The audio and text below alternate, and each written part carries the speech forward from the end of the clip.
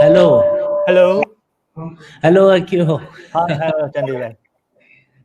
Great to see you, after a Yes, long time. Yeah. yes, great seeing you online. I don't have to formally welcome you to Odisha. Part of this. So, And thank you for this invitation. It's a great opportunity for me to speak to you. yeah. Achha, there is bit of problem with this video, as Manish says that it will not play because of this. He has Yeah. asked for something, Yeah, I have. Yeah, I have just seen his email and sent this MP4 files just 5 minutes ago. Okay. He has sent MP4 file. Just tell him. Okay, I'm just conveying this message is slightly. So I hope everything works. So we look forward to this. In a couple of minutes, we'll start the proceeding. Okay. Okay, just focus. Subrat वैसे ठीक है बंद कर दे.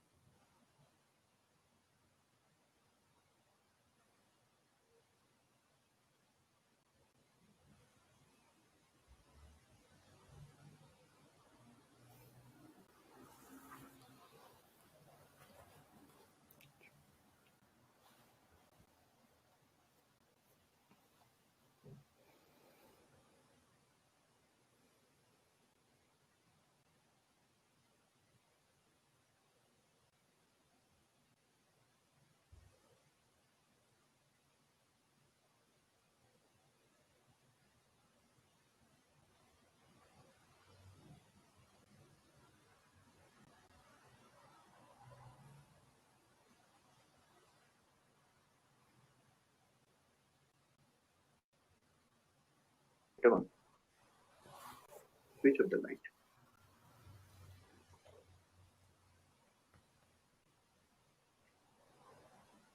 Hello.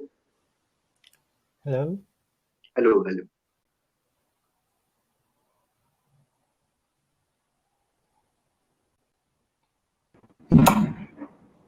Sorry about this delay. Because of some. I'm so sorry. Shall we start, Professor Nanda? Yeah, absolutely. Okay. So, excuse me, viewers. There was some technical problem. Most welcome to all the viewers to the international webinar series organized by Ravensa University. And first of all, I welcome Professor AKIO TANABE to join us live from Tokyo to speak on a very relevant topic today.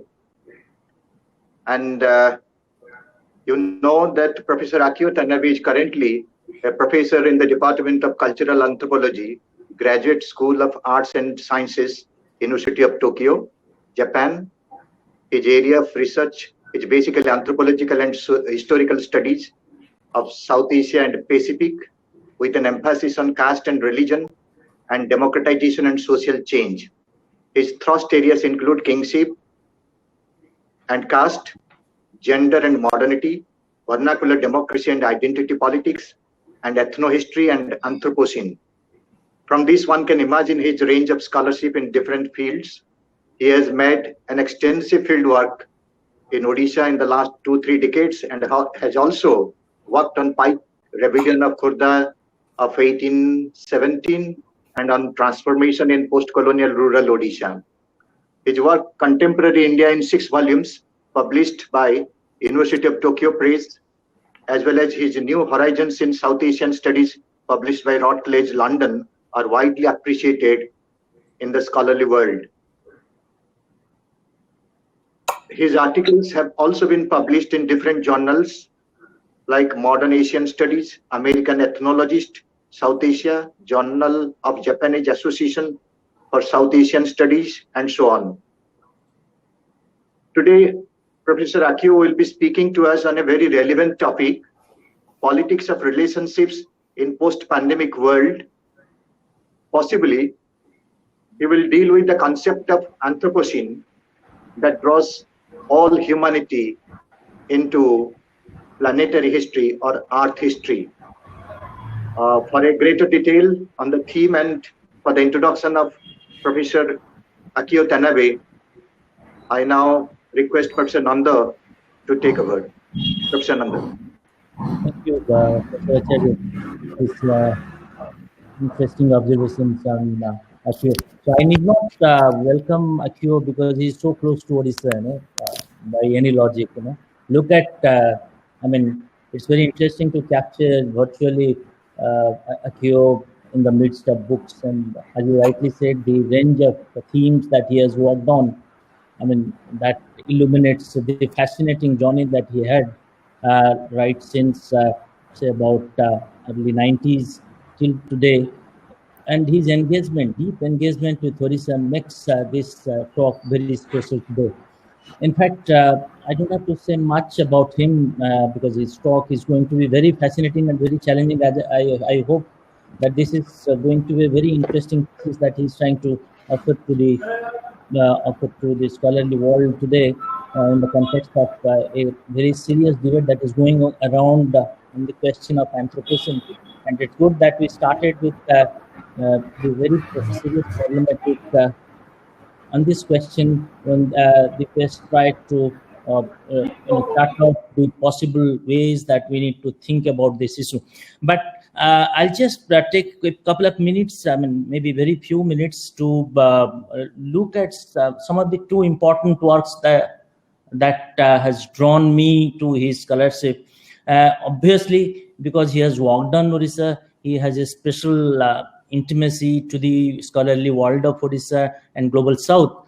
And I think his interventions into the understanding of ethnohistory in the context of studying land and locality in the context of Khordha and Odisha, spanning a very broad range of times, with pre-colonial to post-colonial present. It's a very seminal intervention to the understanding of regional local politics, as well as some of the ideas underlying caste, communities, culture, religion, in the context of studying and engaging with the dynamics, political dynamics of global South. I'll not say South Asia, but global South in a larger context. That is one that makes him very, special for all of us that who are working on Orison region, Orison histories, and particular. But the other major critical intervention that he had, in fact, voiced by his interesting work that came up in 2014, where he talked about democratic transformation and the idea of vernacular public arena in the context of India. I think that is a very interesting work that he tried to give to us, where he talked about, he problematized these ideas of Hannah Arendt's the rise of social, or Foucault's idea of biopolitics and biopower, and developed his ideas of vernacular politics in a very significant way. And he tried to show how do we define the present politics today in the contemporary, post-colonial contemporary India. How do we define this modern politics in South Asian context, where he talked about the rise of a very vibrant vernacular public, and within what we located in the vernacular public domain. So it is somewhat trying to work on the thesis that we, in fact, were given to understand in the 90s and around 2000, early part of 2005-06, when Partha Chatterjee talked about the need to understand Indian polity in terms of a political society. But going beyond this, he tried to talk about a very new kind of emerging vernacular polity, which can be, to my understanding, what he tried to say, it's based on a different kind of, politics of relationship.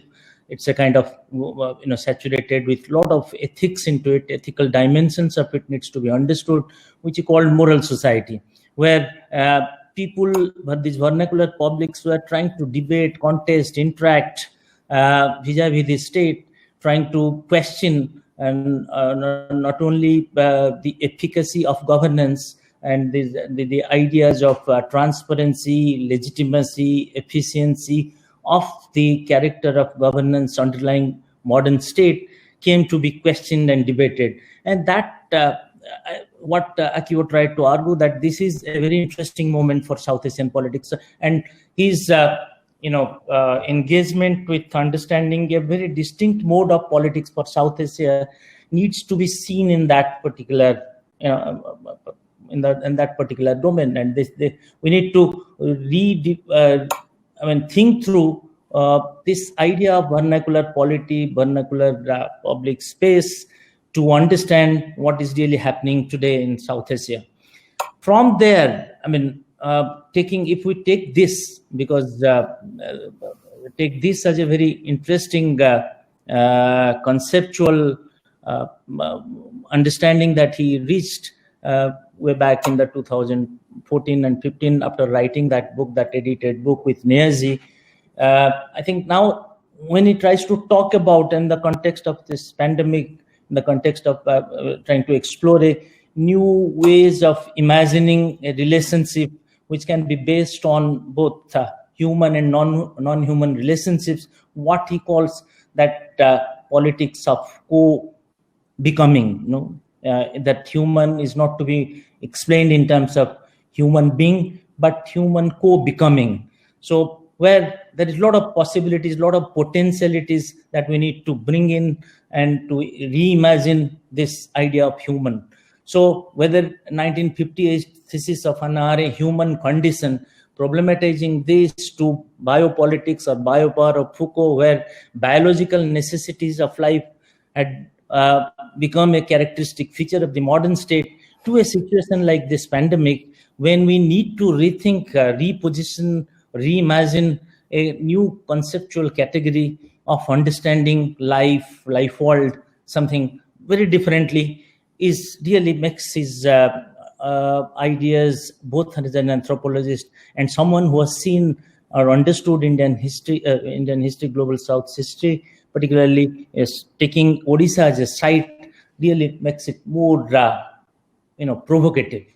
Why he is important today? Not only because he's speaking to a audience or to a program which is basically being managed from Orissa because of his scholarly affiliations to Orissa for a long 2-3 decades. It's not like that, but the way he is trying to think through the ideas of imagining a life world, a post-pandemic life world, based on his understanding of Orissa also partly, this idea of vernacular polity, moral society. I think so Orissa and this particular regional histories, his anthropological gaze into understanding this society becomes part of his, perhaps, what he's trying to, chart out the new thesis in terms of understanding Anthropocene. I think I don't want to say much about what he's going to talk about, but one thing is trying to make it clear that we are increasingly going to face new viruses, new bacteria, as we try to, bump into this life world of this wildlife, and they will bounce back into our lives. And what do we do then? Perhaps I'm sorry, I need to apologize to the viewers. He had taken a lot of time to prepare this talk, as I understand, and he had come up with a very interesting films also. He was intending to show this film, but because of some technical snag, it may not be possible to play on this video, but we are trying on this. I hope, supposing it doesn't work, maybe we'll share it later on. But with this, I stop here. I welcome AKIO for agreeing to be here, and even if you don't agree, it's it's a kind of moral responsibility to talk to someone who gives you a call from Orissa, because you are there. And for the viewers, let me also quickly share this information. AKIO has a guru in Puri, so he will talk about that. So he's more in Odia than we are. So thank you very much. Thank you very much, Professor Subrata Kumar Acharya and Professor Chandi Nanda. Of course, Chandi Bhai is a longtime friend of mine, and I have whatever I will speak is taught by you all. I have really learned so much about life, about human beings or human becomings. India and Orissa have been my teachers and also my ally in rethinking the academic hegemonic discourses, mainly created by Euro-America. And I have been trying to think differently, but it's sometimes difficult. But now I feel that this kind of intra-Asian friendship and mutual influences allow us to think world differently. So let me try and think about what this post-pandemic world can inspire us to think differently about the humans and the world. So may I begin now? Yeah, absolutely. Yeah. Okay, so is it possible to show the slide? Yes, thank you so much. So the topic of my talk today will be politics of relationships in the post-pandemic world, a search of well-being for human co-becomings. I will explain what these terms mean. Next slide, please. Yes. Okay, so the pandemic has made us realize that there cannot be a neat separation between society and nature. And this statement is also about the Anthropocene, when the human activities are influencing the function of the Earth system in very significant ways. So we cannot separate the unchanging nature with the constant physical law out there and treating the dynamic society with history separate from nature. We are part of nature, but also we are influencing the nature. So nature, society must be looked at in continuous manner. However, although this is becoming more obvious to us, today's dominant ideas and institutions such as democracy, market, and civil society are founded on such old presupposition, which means that we think that we have society with history, we can decide on things, and we can control the nature outside. But this is no more valid. So we need new understanding of the human and the world. Next slide, please. So I wanted to show a film. It's an animation film directed by Makoto Shinkai and released last year. It's called Weathering with You. And well, it is a film I think was inspired by our predicament today in the age of Anthropocene. So in this film, the rain has not stopped in Tokyo for many days because of the climate change. And one a young man called Hodaka runs away from his hometown and comes to Tokyo and meets Hina, a girl, a weather maiden who has the ability to clear the sky by praying. And they started a business together and it became successful, but the police was chasing this Hodaka and they ran away. And one day she explains that she intends to be a human sacrifice. She is slowly turning into water and she says her disappearance will return the weather to normal. And Hodaka, the boy, says, no, I will protect you. And he decides to bring her back to the earth and goes to the heaven world and experience the mystery of the weather world there. And together they come back to this earth. And 3 years later, they were arrested. And 3 years later, this Hodaka, comes back to Tokyo and sees her praying over the drowned city of Tokyo because the rain has not stopped. It is because she did not sacrifice herself for the world, but they have decided to live together in this world with the climate change, with unstopping rain. So what does this film tell us, about our situation and how we should live in this world? Next slide, please. If possible, can you try and... it's not possible to show the film. Okay. So, well, the trailer is available through YouTube. So if you're interested, please see the trailer in YouTube. So, there was unstopping rain in Tokyo in this film. And you can see this as of course, as a climate change, global warming, and also as a metaphor for continuing pandemic as well. The world today is different from what we are used to, but we have to now get used to the new world with uncertainty. So the film is about how to live in this slowly disintegrating world. If we take a very, very long-term viewpoint, the world began without the human race and will certainly end without it. These are the words by Claude Lévi-Strauss, one of most famous anthropologists, as you know.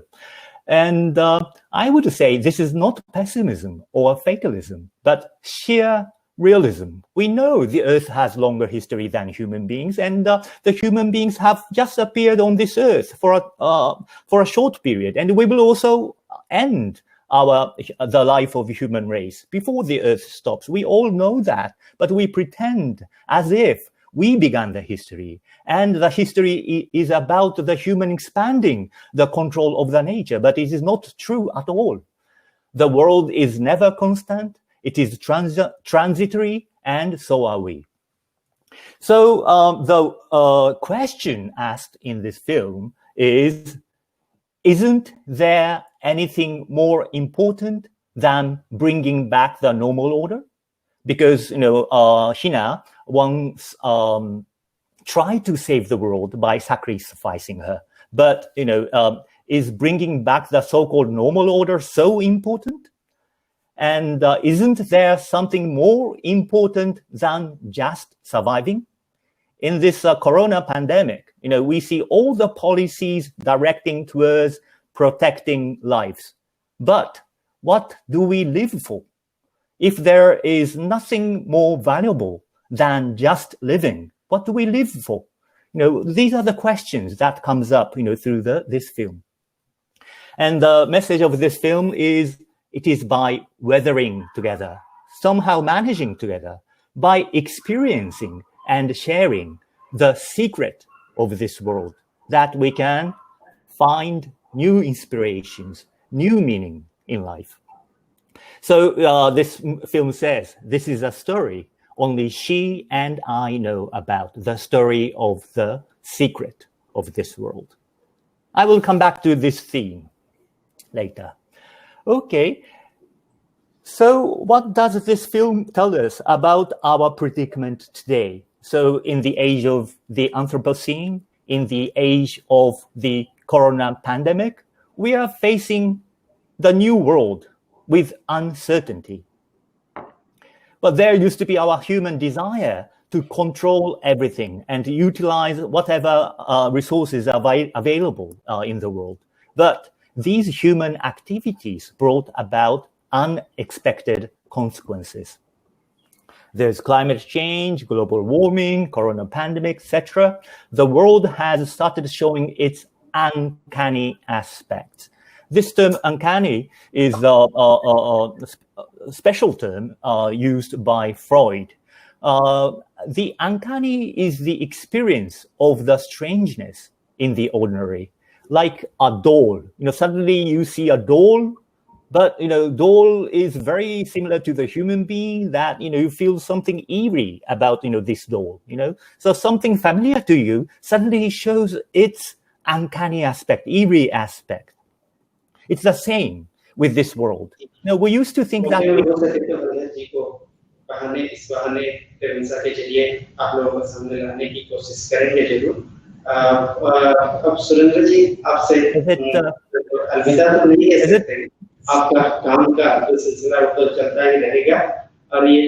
is it possible to mute?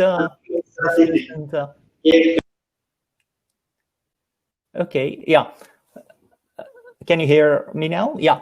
Okay. So, we are seeing the different aspect of this world. We used to think, this world is very familiar to us. We know about the world. There's a real connection between human beings and the world. But no, actually, suddenly there's climate change and the corona pandemic. And, we are seeing very uncanny aspect of the world suddenly coming up to you. So there is a need to uncover the abyss beneath our illusory sense of connection with the world. This phrase, the abyss beneath our illusory sense of connection with the world, is taken from the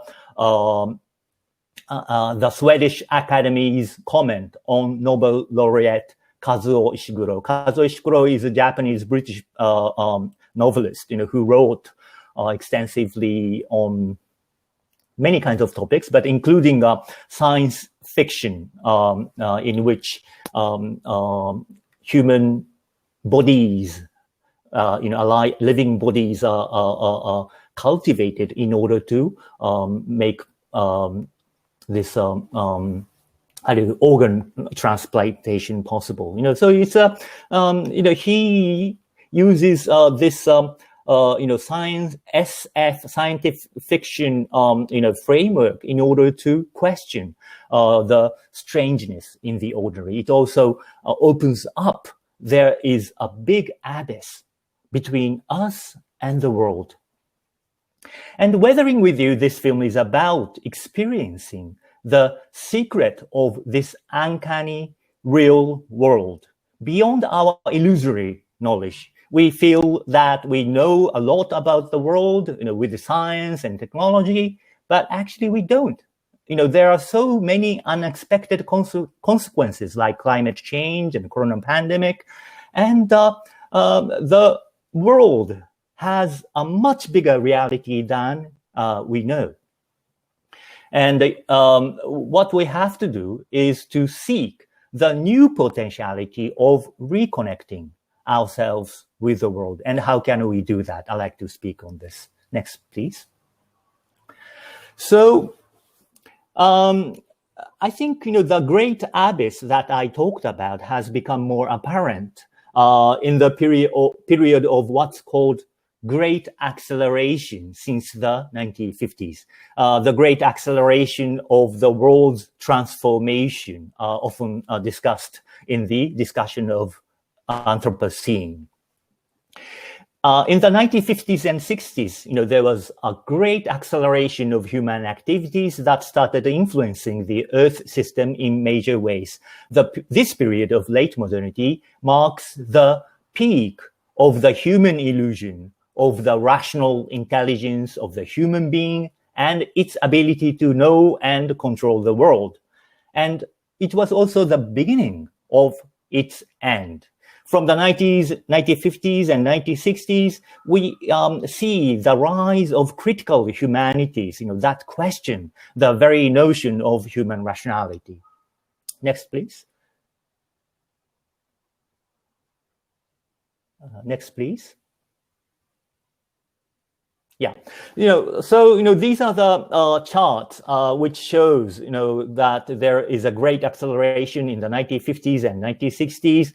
I do not have to explain about this. There was a great increase in population, real GDP, FDI, urban population, primary energy use, fertilizer consumption, especially from 1950s and 1960s. And of course, India is not an exception. With the beginning of Green Revolution and usage of electricity, etc., India is very much part of this great acceleration. Next, please. And, large dams, water use, paper production, transportation, telecommunication, international tourism, all know about this. There's great increase in all this. And what were the results of this? There was a big transformation in the Earth system.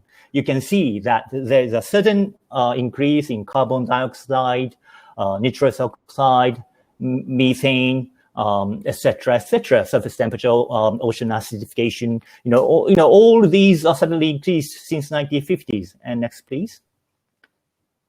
Well, I don't have to explain all this, but, there's tropical forest loss, domesticated land, etc., and terrestrial biosphere degradation. All these destructive changes started to take place with the increase of human activities in the 1950s and 1960s. Next, please. But this was the also time when there was a beginning of new understanding of the human and the world. So let us look at what was the great social transformation that took place. Social transformation as well as a beginning of new understanding of human beings from the 1950s and 60s. The one is the surge of Afro-Asian colored, non-bourgeois female subjects in the public sphere. Well, that's what I called the rise of the vernacular publics in one of my books, as Chandibhai has kindly introduced. Second is about change in lifestyle. There was a sudden surge in the energy use, etc. It means that we are living on the grid. We can no more live our life apart, from this electric grid. even this seminar cannot be held without all of us being on this internet, the grid of information, the grid of energy. We are all part of this grid. And third, environmental pollution. There was realization that we are destroying the environment. So let us look one by one.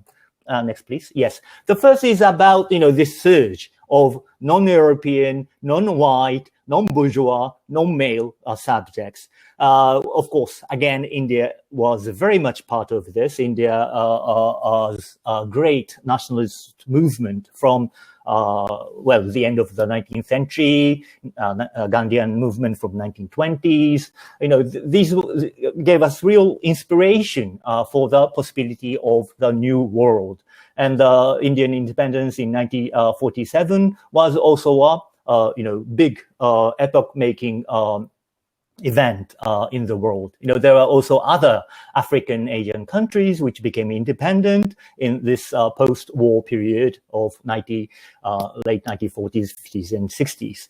So, these participation of new publics started to make us question the developmental model of human rationality centered on the Western white bourgeois male. The development was about attaining the kind of human rationality represented by the European white bourgeois male. But as there was a rise of these, what I call vernacular publics, there was a questioning, of this historical model.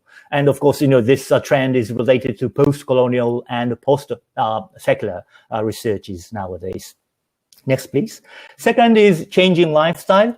As I said, our everyday life begins to depend on the electric grids. I remember how up till the early 1990s, in Oriya villages, we used to use these bio fuels, taking from forests. But of course, as they are on the electric grids and they're using gas, and they cannot live without being connected with this industrialized grids. Nowhere in the world, almost, people can live without being connected to these grids. So we are all subservient to this connection to the great grid of energy and information. It shows that human, actually, in reality, we are cyborg. Cyborg means cyber organic being. Like you think I'm listening to me, but what you're listening or what you're looking at is really the digital signals. Digital signals reconverted into these voice vibration or the digital images. But so my personhood is half digital and half physical, or half cyber and half physical. So, our seminar itself is a cyborg seminar. So we can only live and make our social life together within this human, non-human network. This is the reality that what we are today. Next, please. Third, environmental pollution. In the 1960s, there was a realization that we are making a big mess of our environment. In the 1970s, in Japan, this realization also came about. There was a film called Godzilla. Some of you may know, of this big monster coming out of the polluted ocean, coastal Japan. And also, of course, the environmental pollution was a topic often discussed in Indian history too, from the 1970s. But in any case, we have begun to realize that we cannot just see nature as unchanging. Humans have developed, this power to influence the environment in very negative manner. So in anthropology, there is now what we call ontological term. Ontological term means it's not that there is one nature outside there, and there are multicultural perspectives that look at one world differently. But we are now saying, no, actually there is multi-naturalism, which means that our connection, our relationship with nature are so different that human, non-human, there are differences in human, non-human relationships in different regions, which means that we are experiencing different natures in different regions. So there are actually one kind of spiritual essence of human beings that are experiencing different natures in different regions. So we call that multinaturalism. And we are also aware that human beings do not live alone. I'll talk about this later. So we are in anthropology, we talk about multi-species anthropology. Anthropology is no more about just study of humans, but about how humans live together with other multi-species beings. Next, please. So, what is human? There is a real rethinking about what is human from 1950s and 60s.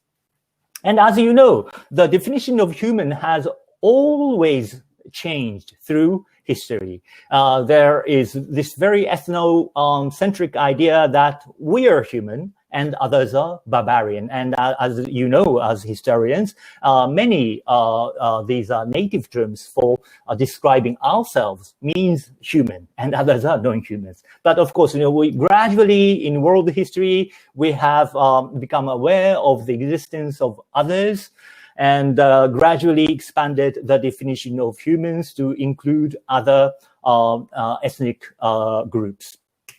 But then, till very recently, there was this androcentrism that human means man. Woman is man plus so they are a little different from what real man is. That's a kind of androcentric thinking we used to have till very recently. And now we are gradually going beyond anthropocentrism, which we think that humans are human. We are very autonomous, rational being who made ourselves by ourselves. But this understanding of human being is also denied by biology and anthropology. So, in this world history, humans have always tried to redefine what humans are. So I would say that we can define human beings or humans as follows. Humans are those who seek who the humans are and what it is to be human. I think, this search for what it is to be human is very necessary in order for us to seek what human life offers to us. In any case, the human cannot be defined without taking into consideration its connectivity with non-human, other species, microbes, things, spirit, the divine, etc. So what are the new potentialities of the human and the world that rise from within this human, non-human relationships? Next, please. So I like to redefine humans as human co-becoming. This is based on our new knowledge on biology as well. There has always been co-evolution and co-becoming of all living and non-living beings together. This is called Symbiogenesis Theory. So instead of neo-Darwinism, where people talk about competition of different species and the survival of the fittest, the new biology says that no, actually we have always lived together. We have become ourselves by living together. So this theory refers to the crucial role of symbiosis in major evolutionary innovations. It is symbiosis which has driven us to be what we are instead of competition. So in biology also, they are negating the kind of Hegelian idea of who becomes the master and slave. No, in biology also, we are talking about how we together be ourselves. Okay. So in this, from this viewpoint on symbiogenesis theory, humans are not human being defined by the human essence. And human essence often has been identified as intellect, like Homo sapiens, the Homo with intellect. But if we look at humans as human co-becoming, then we have to pay attention to how we became human in its relationship with others, and what are the new possibilities that we can redefine human in relationship with other beings. So I would say humans have always created and transformed their life form together with non-humans, both internal and external environments, as well as our sense and affect are created through the human, non-human relationships. Now, this sounds a little abstract, but I give you two examples. The one is about the microbiota gut-brain axis. Now we know that the bacteria in our gut actually influences the way the brain functions. The kind of emotions and affect we have in the brain is very much affected by the activities of the bacteria in our gut. In Japanese language, we have this impression, feeling in the gut, or we have mutual understanding through gut. That is much more than just understanding through the brain. So gut has real, thinking, alternative, feeling and thinking ability. So, so we have to really pay attention to the function of the microbiomes, in our system. When we talk about human being, we think together with the bacteria. Okay, and the second example is it's a very commonsensical thing, but if we look at the way how we influenced the biosphere through agriculture, we can see that we have made our life world together with other non-human beings. Like the way, we have slashed forests and made them into, agricultural fields, and privileged the rice, for example, or the beans, how they have flourished on the earth is because of, we growing, these specific plant species. But, we think that we did this. But, looking at the other way around, we are made to like rice. And we share, the Japanese and Korea share, for this love for rice. But from biological point of view, we can say that we are controlled by the rice to make us cultivate them more. They are biologically very successful because, they have made themselves very sweet and made us like them, that, we are made to serve the rice species, so that they can grow and flourish biologically. So, it's not that humans are making the rice, but the rice is also making us grow rice. Yeah? So it's human and no human are together making, this, the landscape and the kind of the animals, cows are very much privileged in India, and it's not that Indian culture is making cow privileged. It's the human and cow together, that are making the kind of agricultural system, the kind of religious system together. So even agriculture and religious systems are the products of human, non-human relationships. So, this makes us, rethink of human not as, we often imagine human with a brain of the intellect and then controlling the body. But it's not really like that. As I said, the gut is controlling, our feelings as well. and the gut is controlled by the bacteria inside us. So we have to reimagine human as a holobiont. Holobiont means a community of a host and its microbiota. Host means, we are hosting, many microbiota like bacteria, viruses, etc., where we are the house, of, this microbiota like bacteria and viruses. And if we count 10%, we are only 10% human in the number of cells in our body. For every one human cells, there are 9 to 10 cells of other microbiota. So we think, this is a human body, but if we count the number of cells, actually we are only 10% human.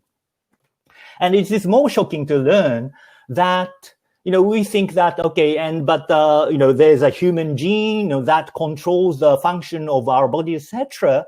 But in the number of genes in our body, only 0.5% is actually of human genes. There are 21,000 human genes in us. Yes, that will create human cells, etc. But there are 4.4 million genes belonging to microbiome, and their function, really influences our behavior, our feelings, So we are really controlled, by these bacteria on us that help us digest food and help us also to feel something, feel like eating some sweets, feel like eating something different. These are really controlled by these microbiota as well. So we are really human co-becoming. We are holobiont. We are house of many other species. Next, please. Yeah.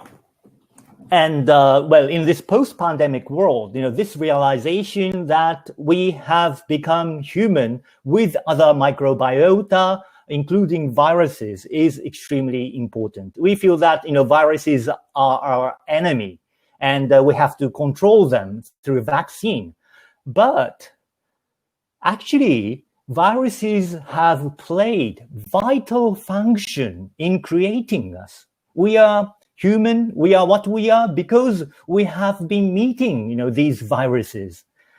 We know from biology that virus has played crucial roles in exchanging genetic information across species in the history of evolution. There can be rapid evolution because, these genetic information are carried by viruses and, put into us. Of course, that sometimes create big problems like this corona pandemic, because there were, these other information that these viruses are from bats and they came to us that we are having problems, but, this kind of trans-species genetic information communication was vital in accelerating biological evolution. And the viruses that infected our ancestors provided the genetic foundations for many of the traits that define the human, which means that we are what we are because of the function of the viruses. And the fact is that we will not only continue to live with the virus, but also meet new viruses. This is because, one, there's climate change and we are promoting global warming.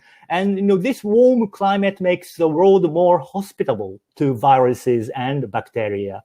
But another very important fact is that we are pushing into the last wild spaces on our planet where the human meet new viruses. Like we see this also in India and in Japan. It happened many years ago, and in Africa, in Amazon, we see that humans are destroying the forests, burning, plowing, and hunting animals, and destroying forests and bush, which means that we will come into contact with wild life populations and their viruses. And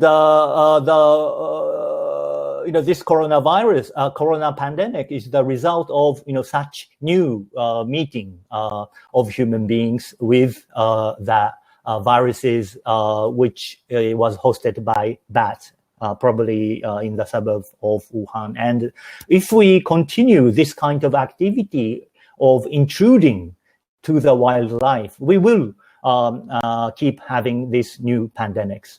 So the choices we are making about how we live on this planet, in this age of Anthropocene, make outbreaks of pandemic inevitable. Okay, next, please. So, and also, it's not only our meeting, our connection with, non-human species that are important, but we have to also see human co-becomings as a part of this cyborg connections. We often talk about, this data governance or algorithmic governance. And we think that, they are not really humane or human. So, we should not have too much data governance. But in fact, as we said, we are very much part of this digital network.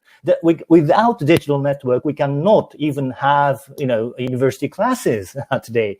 So humans in this networks, humans are no more individuals. We used to believe in this false idea that we are individuals, we are autonomous. I have will, I have one intention, and I move this body. No, but we are actually, bacteria influences us, and we speak through these digital networks. And in digital networks, we are fragmented into sets of information. I'm not AKIO TANABE. AKIO TANABE in bank account and AKIO TANABE in university classes are very different sets of data. And so we are actually individuals. We are not individuals. Individuals means not possible to divide anymore. One coherent autonomous unit. But, in this digital network, we are divided into sets of data. So we are individuals. So does this mean the end of our human endeavor to be agents in our history? I don't think so. I feel that human co-becomings, with this realization, we live in this multi-species and cyborg network, we will be more conscious about how we live as human becomings. We are still able to form our ethos or affective patterns in the life form in this cyber, physical, multi-species, and individual connections. Rather than that, there is human essence that needs to be liberated from the algorithmic governance. We have to seek new life forms of human co-becomings in the cyborg relationships. I'm saying this, I will talk about this later again, but we often criticize, our data governance, our algorithmic governance, saying that we need to protect our privacy, etc. But, that is really based on this idea that, there is something autonomous will in us, that we have to protect. I think, well, as a politics side, we still need, that kind of liberal thinking. But I think we also have to think beyond this liberal thinking that is based on human individuals. So we have to really have a new imagination of new politics and new society and new ethics in this, the age of Anthropocene and in the age of human co-becoming. So what is required is imagination from within uncertainty. We used to feel that we live in a certain world, that there is nature out there, and here is human beings with intellect who will know and who can control the world. But no, with our increasing activities in the world, we don't know what will happen to the world. We are not sure about how we can control bacteria or how we can control global warming. So we have to develop how we can live in this world of uncertainty, uncanny world. Beyond the desire for control, we have to really abandon this desire for control. The more we try to control the world, the result is worse. We are, we saw that, especially from 1950s and 60s, we tried to control the world, and we thought now finally we are reaching the zenith of our human history. That there's a large energy consumption, industrial development, etc. But that was also the beginning of our realization. Actually, we're destroying our very basis of livelihood. So the hope actually also lies in this uncertainty. The reality of the world we live in cannot be entirely determined by algorithmic program. If algorithmic program or surveillance, etc., can totally control our life, we have no hope. There will be a big science sector, technology with some elite who will control and decide everything. But this is never possible. The world has much bigger reality than what our human intellect can control, including ourselves. We cannot even control ourselves. Bacteria are also thinking together with us. It's not that human intellect can control this body. So the world is full of new encounters between self and others, including viruses in this pandemic. In this encounter, there are always indeterminacy and contingency. And that's why we live in this uncertainty. But, this uncertainty, indeterminacy, and contingency, they are the source of hope for the unknown future. Because there is uncertainty, there is something beyond what human beings can control. And, this contingency, indeterminacy, gives us the hope for thinking for the new future. So we now face the uncanny, the uncontrollable, and the unthinkable under the pandemic. Here, we must develop the power of imagination from within this uncertainty. Next, please. So how is this possible? So, repeat again, to live, we have to live in the system. We are bound by this grid. There is, yes, certainly, algorithmic governance, surveillance, etc. And living in this is inevitable, and we have to make use of this new technology. But question is how to utilize this. The hope is that it is not possible to be defined by the system. So we have to think of creating new beginnings from within this cyber, physical, and multi-species networks. We cannot go back to our old fallacy of thinking that once there was human beings with liberty and autonomous thinking, that we have to regain that. No, we have lost all that autonomy. We cannot go back to the fallacy of thinking that we have rationality here. No, we are thinking with bacteria in the gut. So how to think and create new human life form that is thinking with others? That is most important. So such politics come closer to art as creative imagination of otherwise than actual. Imagining, what are the alternatives of this world? This is a very act of art. And also the politics will also come closer to spirituality. Spirituality is about technology or art for self-transformation. Although we cannot control ourselves completely, there is a potentiality of self-transformation, and spiritual traditions have always, sought after, this potentiality of self-transformation. So politics, art, and spirituality and science come together. Now, let us talk about the pandemic. In today's world, we see that, for example, there has been clean and efficient disposal of dead bodies in Europe and America. And this is also talked about in India as well. And this frightens me. Disposal of dead bodies. There is no respect to the dead person. Is dead body just a thing that we get disposed of?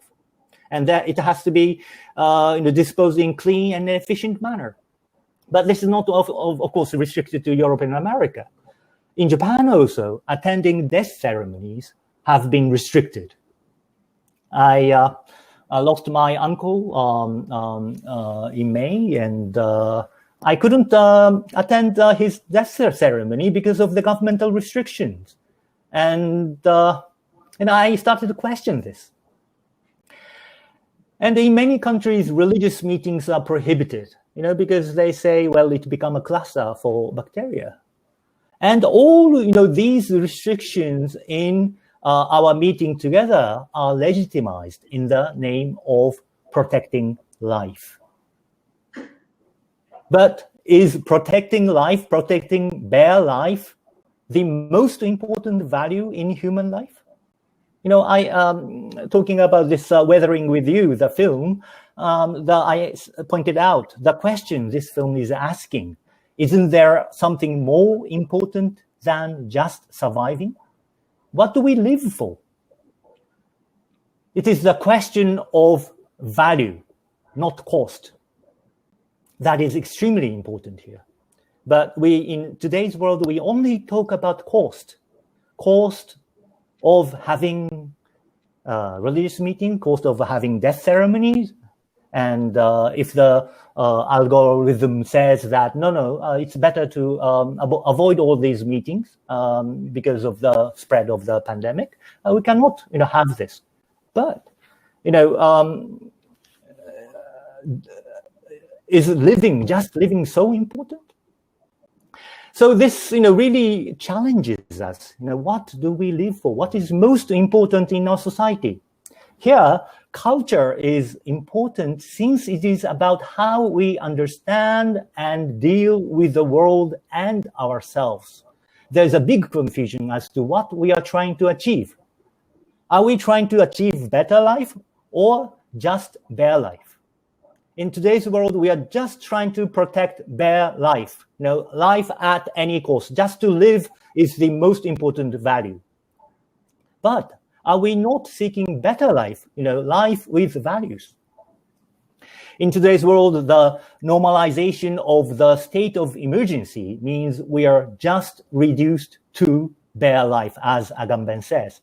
This is a denial of the culture of thinking through what humans are or what human life's values are. This is a denial of the culture and value of our life, and the state of emergency will go on in politics. So what are the implications for this? Next, please. So what are the, other ways of thinking of the world? And I take up, examples from India and Japan. And if I talk about these examples, people will laugh at it. These are very unscientific. These are pre-modern people who don't know about scientific knowledge. But I would say no. It is really about, thinking through about human life or about human life with other beings. Like, you know very well, about how the epidemic is talked about in India. Smallpox came to India in early modern times, and it was worshipped as Shitala. And Shitala was the disease itself. But, she also is believed to have the cure the disease as well. So there's a treatment of the disease as having its subjects as well. It didn't treat the disease merely as thing, something to be controlled, but something to communicate with, something to think together. And plague was also, the goddess of plague was called Ola Bibi, and Ola Bibi was worshipped, to save us. I think, these were the ways to understand, deal with, and seek better relationships with the disease or the microbes in today's parlance. Next, please. I wanted to, share this video. You all know about, how the central government asked people to make some, how do I say, the expression of thanks to doctors, etc. And I think you will have different opinions on this, and I don't also really like the idea of forcing people to, thank someone. I don't think it should. It's something imposed upon from the government, but I will not talk about that aspect. What really interested me was that, when I, unfortunately I couldn't come to India. I was to come to India in March, but I couldn't come. But I started watching these YouTube, etc. And in YouTube, I saw that, people banging, this instrument, and the people playing this conch shells, And it was very different from the same kind of ritual taking place in Britain, for example. It really reminded me of Arati, actually. Arati. Yeah. Bam, bam, bam, bam, woo, and people doing this. And, it was really a way of communicating, with the viruses or with the diseases. And next, please. And I also saw a YouTube. I'm sure you are familiar with this. I hear that, this song called Corona Bhagja means, Corona go away, has become very viral on YouTube. These are women sing this Rajasthani holy song made into Corona song, and ask Corona to leave our world. And Corona Bhagja, why did you come? Why did you come? You have no work in India. So again, I see that this is a way of communicating with the world in cultural ways. And there are many nasty comments on YouTube saying, that we are. Science is trying to control the viruses, but these superstitious women believe that they can get rid of viruses by singing, etc. But this is how do I say? It really shows the sad post-colonial predicament of India. Sciences versus superstition of Indian women. This is very typical of what I call post-colonial dichotomy. But I am sure these women look very educated. And they know very well that, of course, the singing alone would not eradicate the virus. But we need some cultural imagination to think with the viruses. And that's what we are trying to do in Japan as well. Next slide, please. Now what is becoming popular in Japan is, this supernatural being or monster called Amabie. This was taken from 1840. It's an early modern creature like Ola Bibi and Shtala in India. And Amabie appeared and predicted to the people that pandemic will come to you. And when the pandemic comes, show my picture to people. That's what she said. And then the pandemic will be eradicated. So, the reproduction of this Amabie monster has become very popular in Japan. I have shown you the modern readaptation of this amabie in different artistic forms. And Japan is very good at making animation and making these anime pictures. So amabie is also adopted in this anime as well. And the people may laugh, about this, can laugh. And we also, laugh ourselves and still enjoy, this amabie drawings. And it is because I think it is the way to imagine and think about the pandemic with actual, very human feelings. That is important. We need new images, songs, and stories, or art and literature in other sense, befitting the present age so that we as human co-becomings can feel and think concretely about the pandemic. Of course, we have scientific information, but science sometimes has very information without human feelings. But we really need to communicate with the nature, and these songs and the pictures are the ways, cultural ways, to communicate with nature. And the film Weathering with You was also one such an attempt to think about life under climate change or Anthropocene. So I argue with Amitav Ghosh that this crisis of Anthropocene and crisis of the pandemic is not only about the crisis of the Earth system or the crisis of the medicine.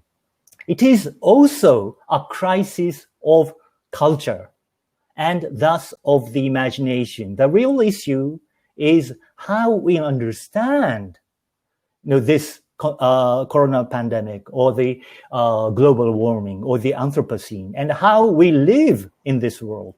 If we stop thinking and just living, keeping this bare life, then we have stopped being cultural. We have stopped seeking meanings in our life. Next, please. So I would say that we need a new kind of politics, which I call politics of relationships. I have discussed about this in different papers already, but it is relevant also in the context of post-pandemic world. The most orthodox classic style of politics is politics of emancipation or in civil society. And it is based on the idea of universality of the human being. But this universality of the human being is often identified with the intellect of white male European. And we cannot totally, suddenly get rid of these liberal ideas. I think there is still, some usage in this politics of emancipation, but I would say this alone is not sufficient.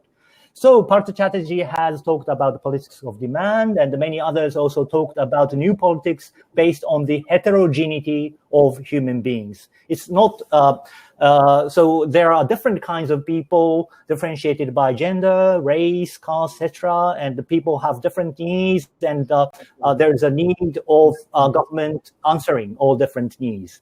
And this is the kind of politics done in political society. And yes, by recognizing the heterogeneity of human beings, it has done a great job. But again, I would say this is not sufficient in the post-pandemic life world. So I would suggest the third kind of politics we need in this world is politics of relationships. It is based on the creativity of human co-becomings in the cyber-physical and multi-species field of relations. So we are not just, human being with intellect or heterogeneous human beings with different political needs. We make our human life with others, other multi-species beings and other digital beings. And we have to recognize that. And there has to be an imaginative search for well-being of the human and the world in this field of relationships. So I would say the most important politics is about how to bring about the appropriate human, non-human relationships that would involve ethics, aesthetics, science, and politics together. Next, please. And this is related to our discussion about pandemic politics today. We have been criticizing the algorithmic governance, data governance, and surveillance. And of course, I am also against, these kind of politics. But, if we only try to protect our privacy and the freedom of individuals against, these kind of oppressive politics from above, what we are doing is really protecting the old idea of these autonomous individuals. But in post-pandemic world, what is really crucial is what kind of life, human life, we create with other beings, including viruses. So the issue is not only about the state power versus individuals. We are individual beings in this network of relationships. So in political society, of course, the matter turns to the rightful distribution among social groups in the politics of demand. And of course, again, this is relevant. Like in India, I saw in the news that, how these migrant laborers are treated differently from other people. And I do feel, that, people should get rightful distribution, rightful compensation, and rightful livelihood. Yes, but that is that much. We need more, broader politics, because the matter really in post-pandemic world is, I am repeating, is how to make our human life meaningful with other multi-species and digital beings. So the matter is how to create appropriate relations, ethical, aesthetic, scientific, and just relations among humans and non-humans, including virus. So I would suggest that, what we really have to think is to broaden our idea of our politics that would include the art, spirituality, and science together. Next, please. So now let me conclude. I'm just repeating what I have already said. First is that we are not autonomous human beings who created our history alone. No, we have created our history as human co-becomings together with other multi-species and cyber beings in this field of relations. So instead of the anthropocentric history of development where humans expand themselves over the natural world, we should recognize that humans have become human only in symbiogenetic relations with non-humans, including viruses and other microbes. So what we have to establish is the appropriate relationships with the viruses, not to think that we should control or eradicate viruses. Viruses have been very important part of our history together. And also we have to recognize the late modern humans are embedded in the cyber physical networks as well. So we have to think through how we can be creative in this, cyber physical networks, turn, this technology to our advantage of making more rich and meaningful life, instead of just criticizing, data governance and surveillance. Yes, well, so it is the use of the same technology, which can work negatively to oppress our life or to enrich our life.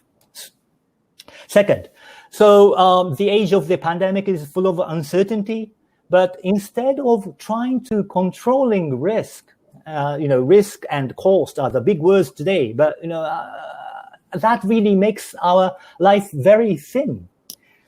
What we have to develop is the imagination of new potentialities from within the human-non-human relationships. We cannot separate science, politics, art, and spirituality here. And the key word would be the relationships. That's my third conclusion, please.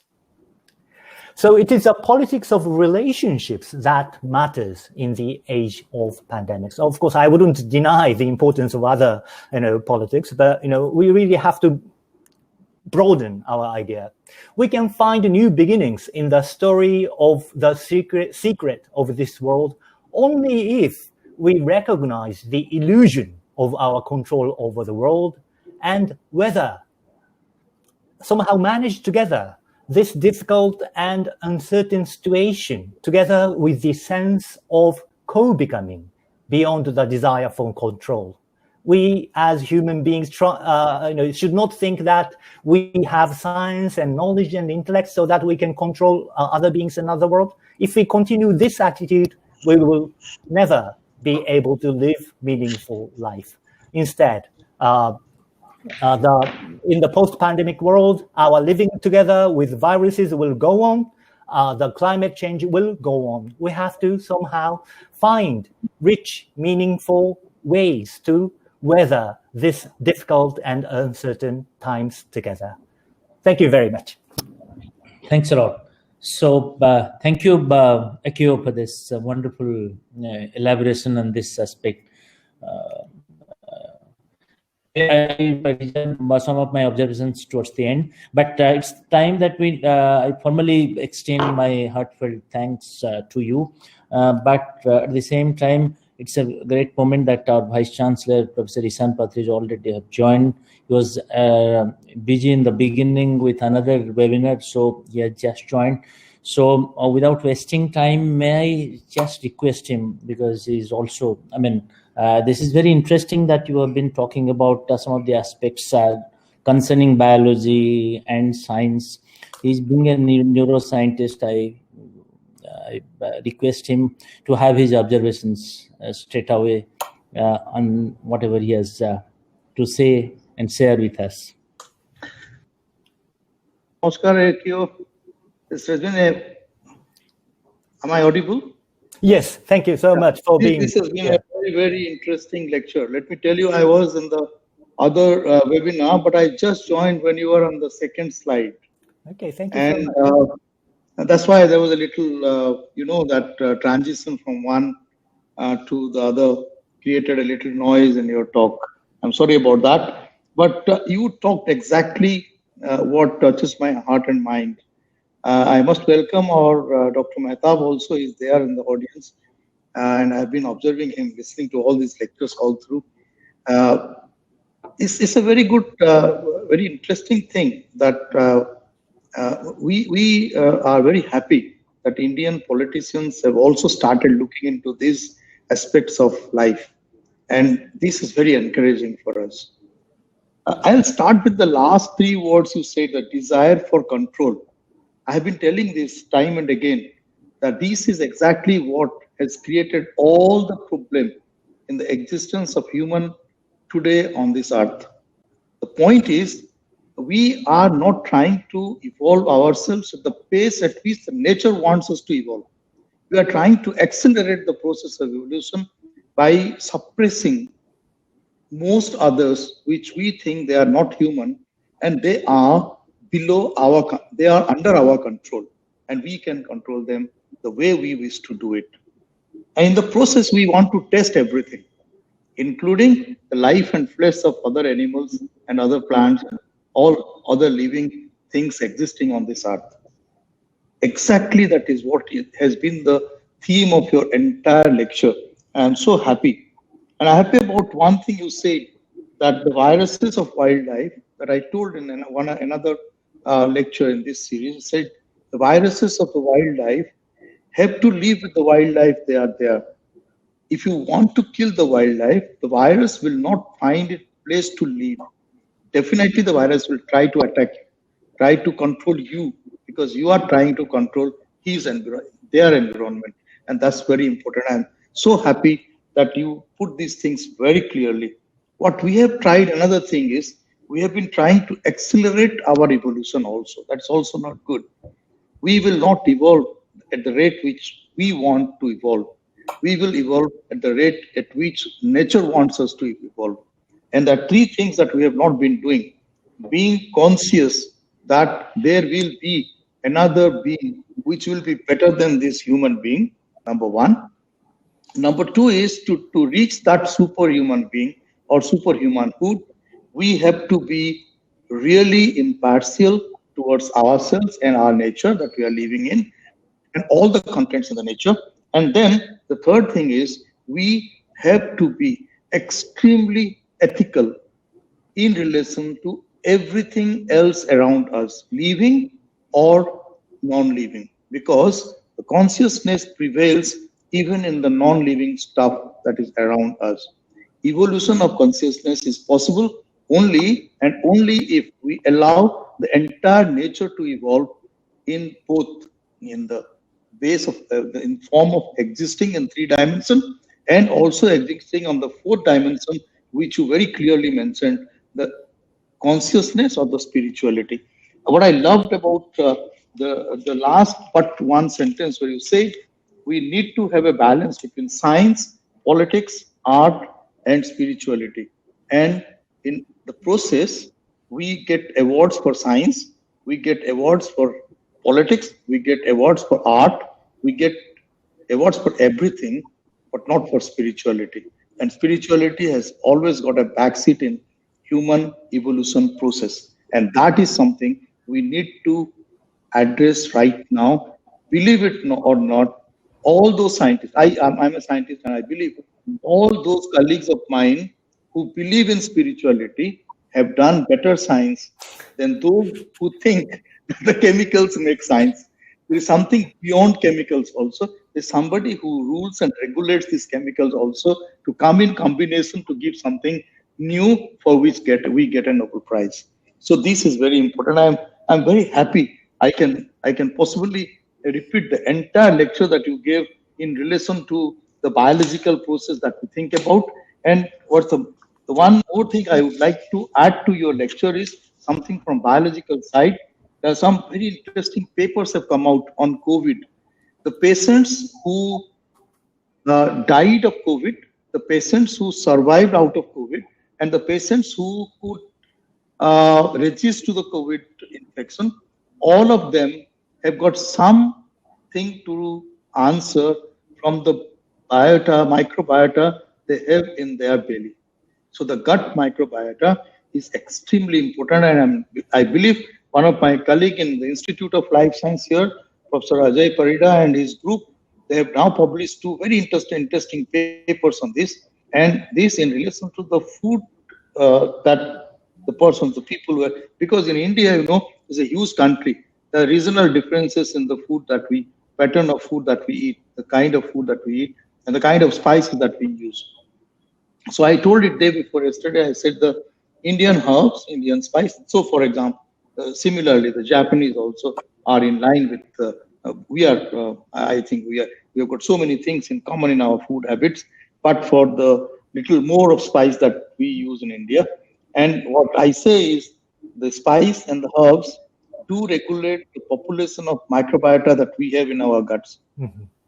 So I see that besides these vaccines and drugs that we will develop, I have a strong feeling that gut microbiota will have an answer for all these new viruses that we are going to face in the future.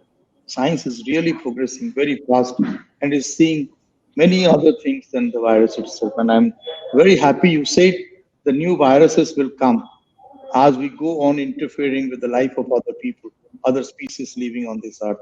When there will be no place for those viruses to live, they will definitely come and live in us, and we will not be able to accept them. But there is a big problem. And I'm also happy that you said that our genes are duly controlled by the genes of microbiota. Not only that, if you accept spirituality, and spiritually, I think even the non-living stuff has got a gene of itself. That also regulates our genes. Thank you very much. It was a very, very interesting lecture. But I'm lucky enough that the other webinar was just finished before your 3rd slide. I could see all your slides and I could go through all your lectures. And I'll definitely go back and look at those first two slides I missed. Thank you very much for our request. and being with us. Thank you so much for the excellent comments. I'm very happy that eminent scientists also appreciated and agree with them. After coming to Ravenshaw University, I understood that I always used to think the history people only talk about people who are dead and gone. But now I understand the history people also do talk about science, and we have got a lot to learn from you people also. And I believe we have got not only also many things to learn from you people. Thank you very much. Thank you so much.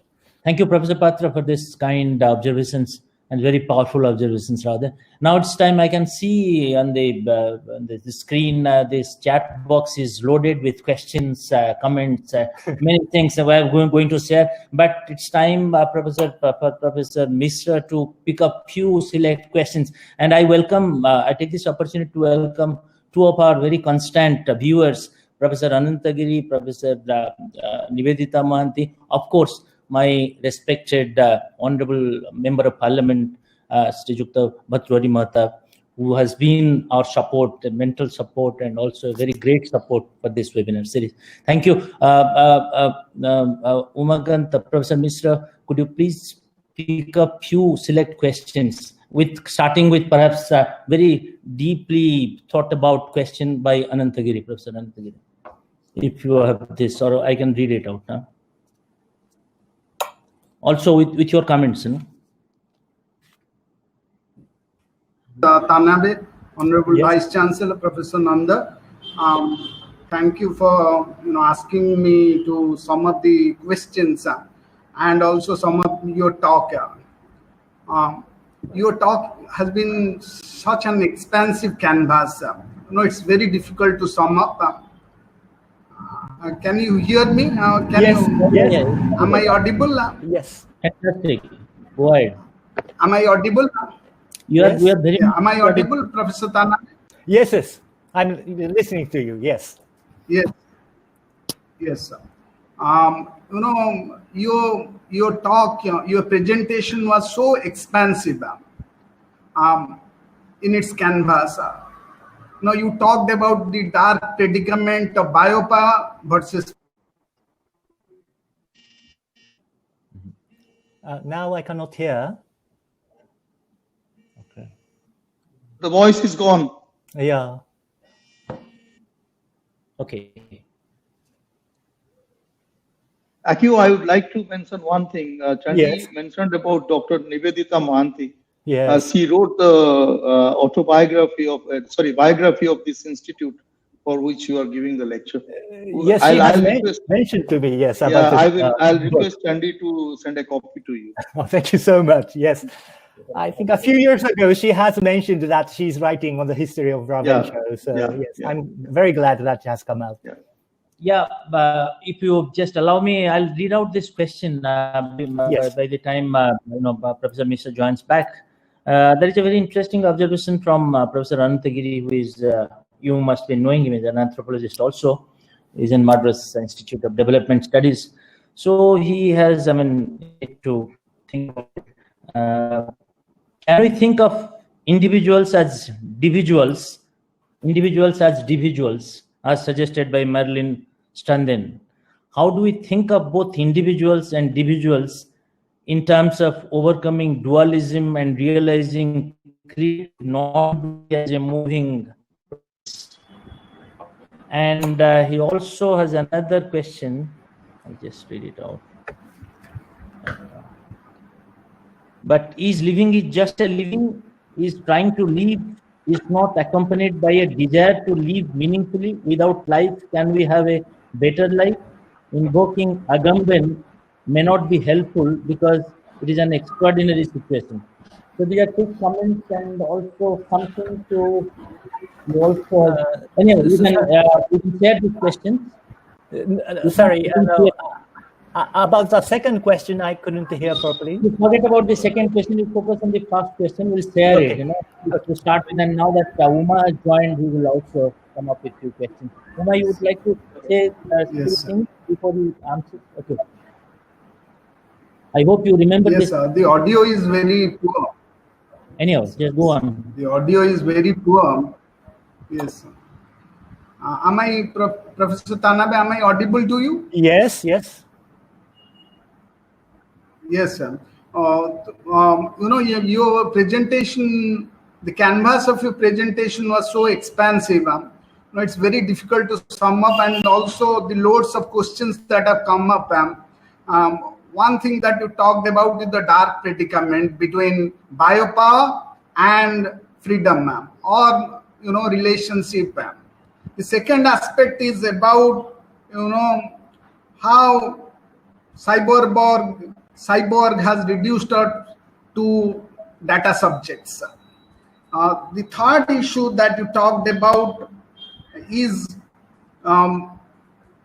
about rediscovering our old humanism. Like Burkhardt talked about discovery, Renaissance having the discovery of man and reason.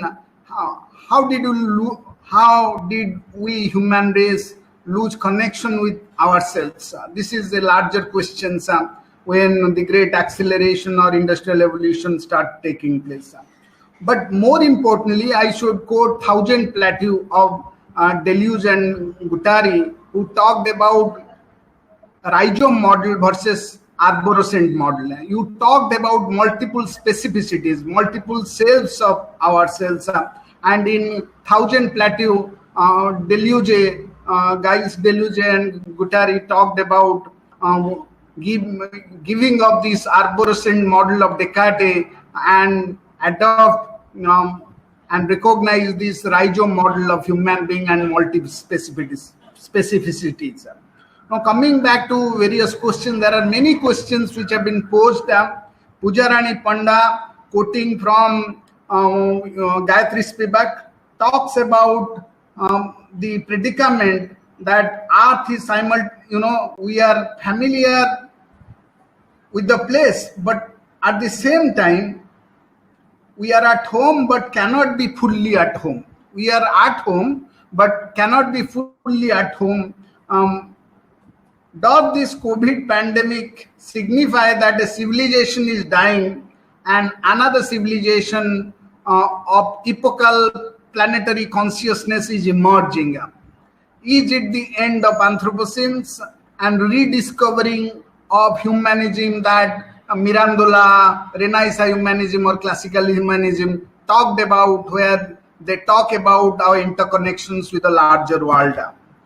Also, Ananta Kumar Giri, one of the significant sociologists today in India of Odisha, he talks about Agamben's, you talked about Homo sacer, and he says that whether Agamben's Homo sacer, that we human being has been reduced to bare life, is true in this pandemic situations.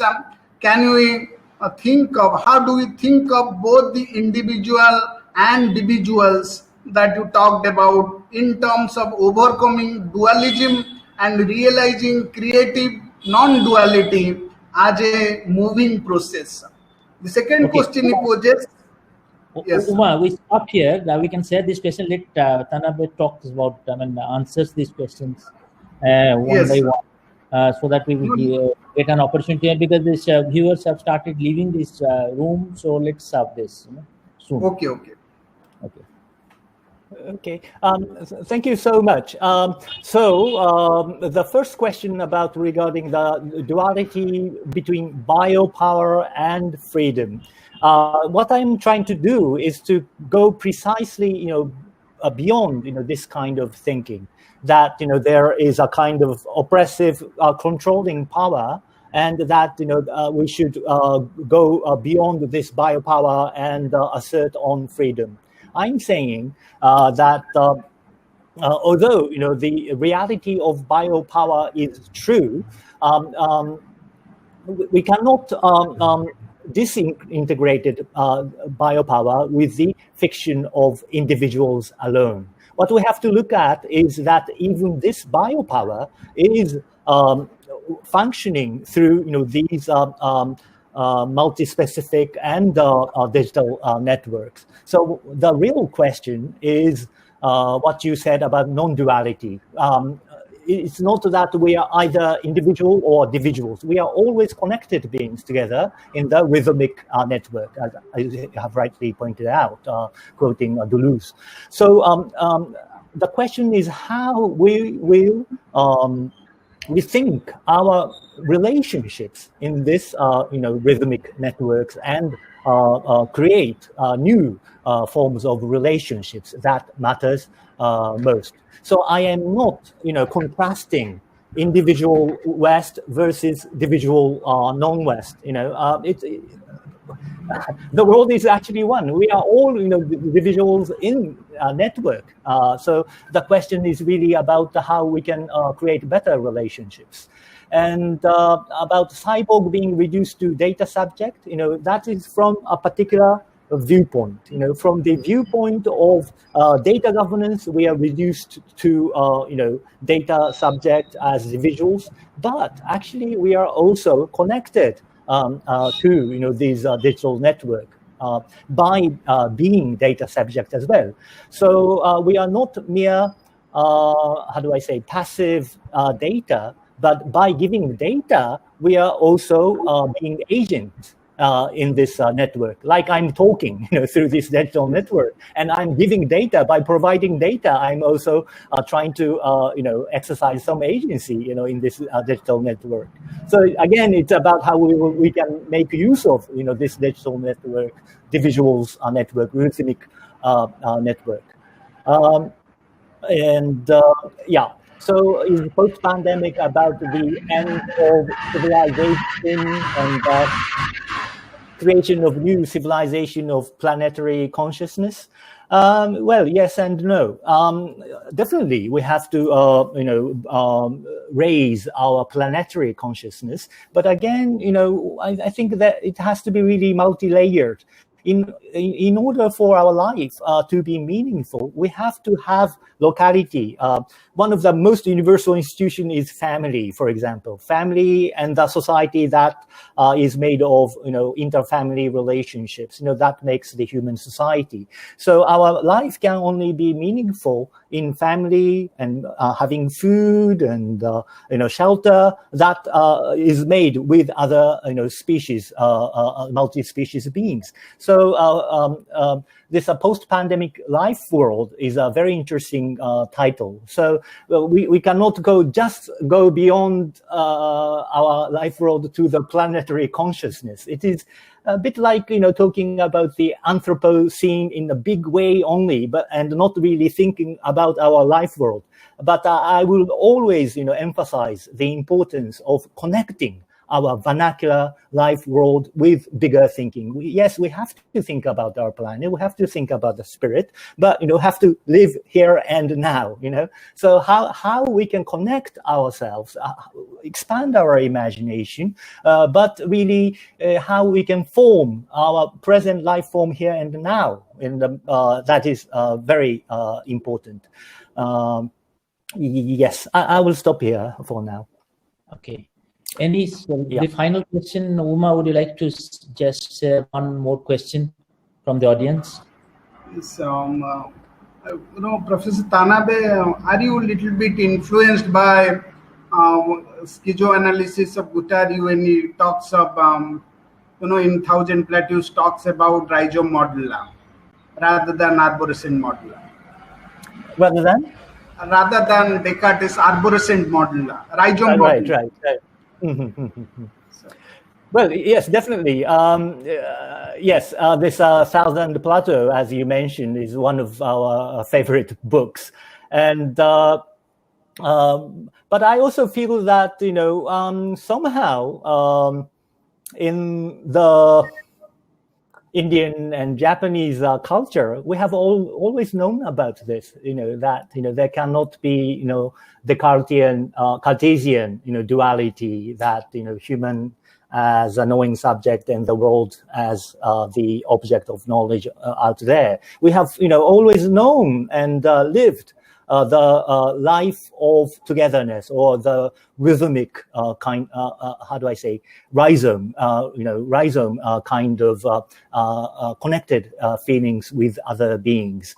So I think what we have to do really is to give, how do I say, appropriate words to the kind of civilization who have been living both in Japan and India.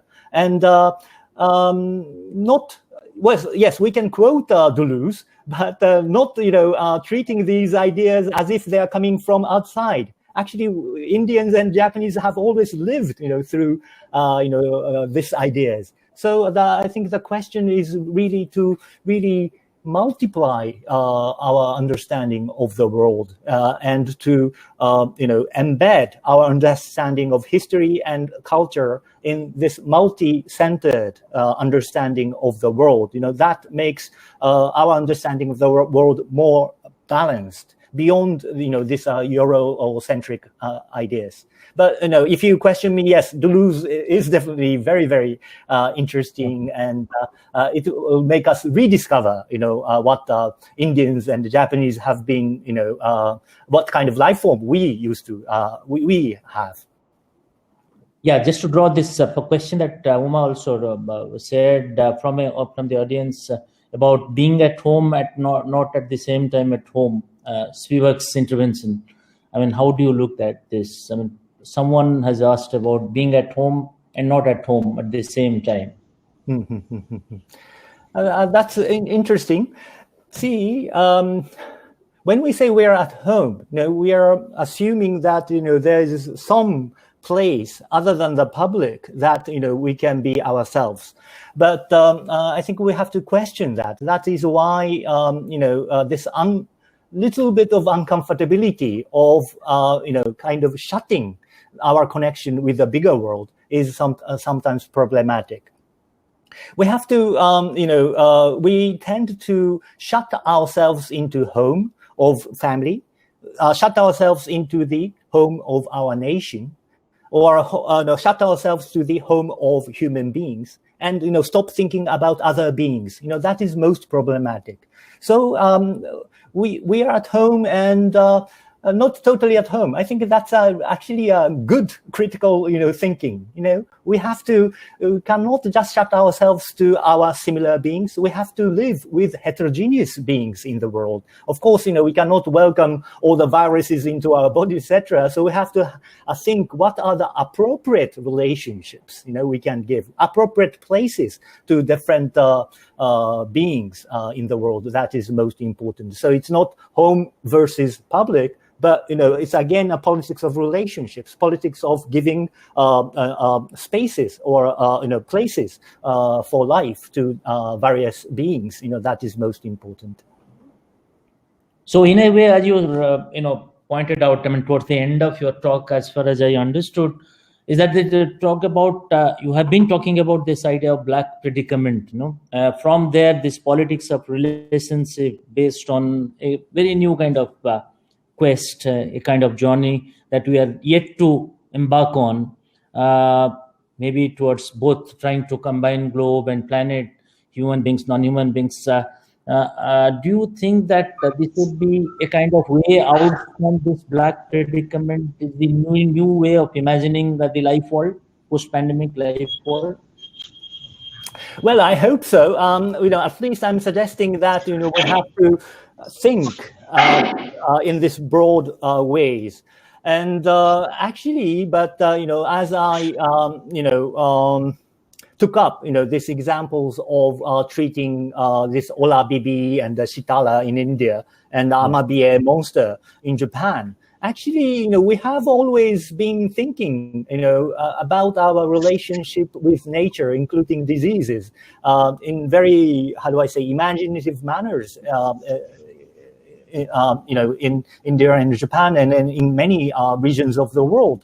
But somehow, from the 19th century, we have been oppressing, this kind of thinking as being unscientific and backwards, etc. I think it is time that, we should rethink, this science versus culture or science versus religion, and bring up all the resources of human history and culture together. That is why I said we have to bring these science, politics, aesthetics, and spirituality together. This is a real challenge for our intellect. As you said, so I'm suggesting the intellectual journey we'd like to embark upon. I don't think there is a sudden new possibility of new politics here and now, but in order to really think through and live through this post-pandemic world, there has to be a rigorous rethinking of this post-colonial, post-secular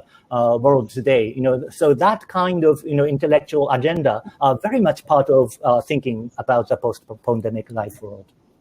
AKIO, have you read some of the writings of Aurobindo Ghosh? Yes. Yeah. If you read those two books, The Human Cycle and Life Divine, you'll get all the last questions that people have been discussing.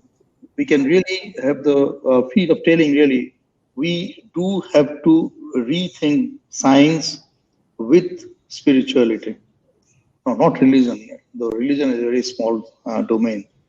And see, the entire world politics, the ancient human politics till today, whatever we have done, everywhere, wherever we miss this step, we've really fallen down. And there is many things really planned out of what we have done in the past to think about the future. It's all well laid. And Aurobindo, as far back as 1910 or 1915, something like that, he told there will be a time when China will not only give us this, but also try to spread its boundaries, particularly towards the Indian subcontinent. So there have been many things written everywhere on this. And it's very nice. Your points have been well taken, really very wonderful. Thank you very much.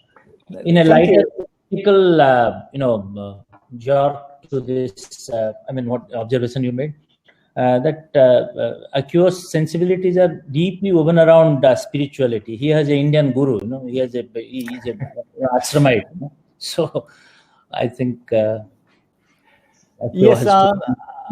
Yes, I think spirituality is often misunderstood, as a part of religion. But you have rightly said, religion is a small part of spirituality. That is why I redefine spirituality as art or technology of self-transformation. And transforming oneself is also about transforming relationship with others. So it is directly actually related with the politics of relationships as well. Unless transform oneself, you cannot transform the world either. So spirituality is not one supernatural thinking belief or supernatural technique. It is very much embedded in our life. I really appreciate what you said. Yes, thank you so much. Uma, could you please offer a vote of thanks?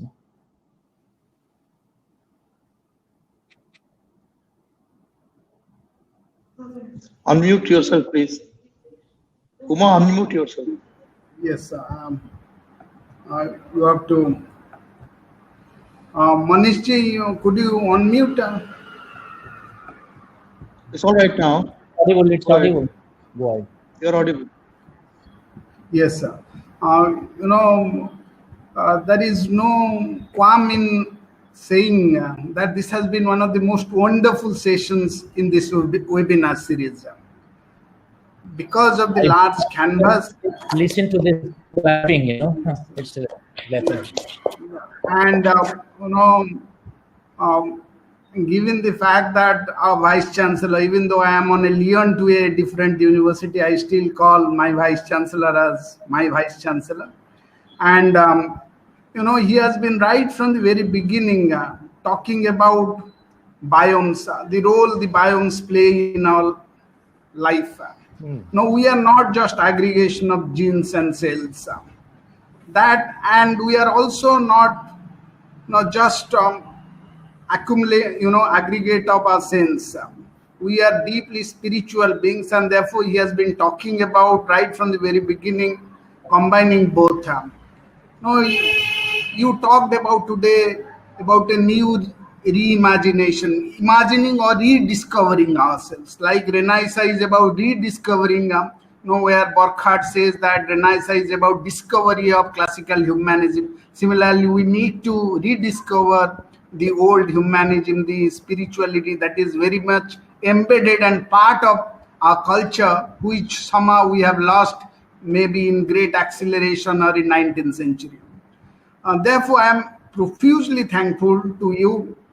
We have been reading all your articles and books. Very recently, your Khorda article also we have read, which you have shared with Skoda, Professor Skoda.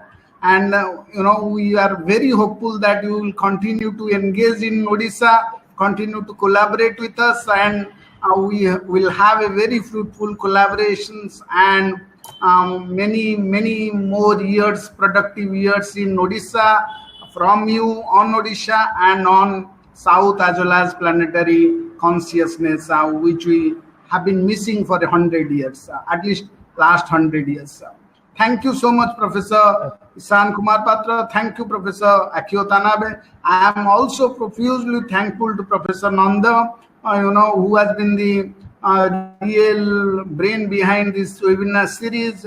And also, as usual, I am extremely thankful to our Honorable Member of Parliament of Kathak, Professor Bhartwari Mahatabji, who has been listening to these webinar series very attentively. We tried to connect today, but he muted his audio. We wanted his views today also. That could not happen, but we are profusely thankful to all our participants, including Professor Anantagiri, Pujarani Panda, and many others from different parts of India who participated in this webinar series. I hope, I cannot express my gratitude to Professor Tanabe. It has been a wonderful presentation today. And again, thank you again. And I'm signing off on behalf of Department of History, Ravenshaw University. We are signing off to meet again to listen to another wonderful lecture on future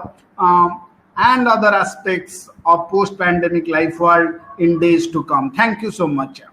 Thank you very much for organizing this and giving me this opportunity to discuss with you. I thank you for the organizing this seminar. I thank you for the excellent, stimulating comments and discussion. I really always learn from you all, and I hope we will continue this discussion. Thank you again, Professor Patra, Professor Acharya, Professor Nanda, Professor Uma. Thank you so much, and thank you all the participants for this wonderful evening. Thank you. Thank you so much. Thank you so much. Thank you. Okay. Yeah, AKIO.